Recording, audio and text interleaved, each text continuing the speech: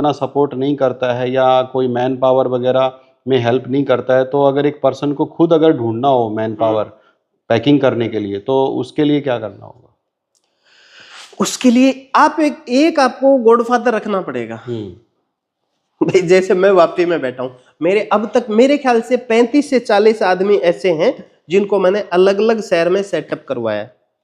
अब उसको कहीं पे प्रॉब्लम आती है तो मैं उनसे बात करके उनका वो इश्यू सोल्व करवा देता हूं। नहीं तो आप लोकल में सर्च कर सकते हो, सर्च इंजन बहुत सारे हैं, पर्टिकुलर शहर के पर्टिकुलर सर्च इंजन है। जैसे पुणे है तो पुणे में आपने पैकर्स मूवर्स इन पुणे डाला तो वहां पे आपको सारी लिस्ट मिल जाएगी। नाम पढ़ लिया एबीसी पैकर, सीडीजी मतलब पैकर। किसी भी पैकर मूवर्स के साथ में 1 2 4 5 लोगों से मिलेंगे तो कहीं ना कहीं हेल्प हो जाएगी। हाँ, उसमें आप ये देख लो कि जो पैकर इसमें रजिस्टर्ड है वो मेरे को पहचानता है, उसको कॉल करके बोलो भैया मेरे को आपकी हेल्प चाहिए।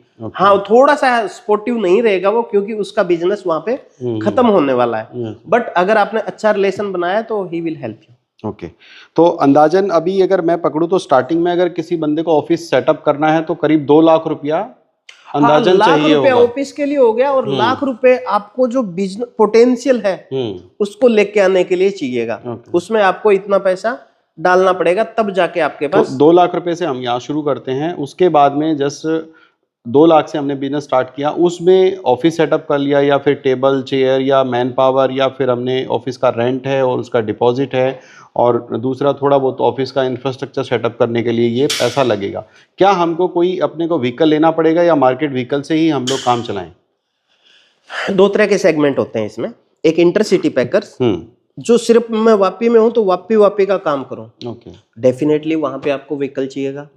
अगर आप बाहर काम कर रहे हो, आपको वापी से भेज के अहमदाबाद खाली करवाना है, वापी से बेंगलोर जाना है, बेंगलोर जाना है, इंटरस्टेट अगर अपने को तो वहां पे आपको गाड़ी रखने की जरूरत नहीं है। बट हाँ, आपको वेंडर ऐसा रखना पड़ेगा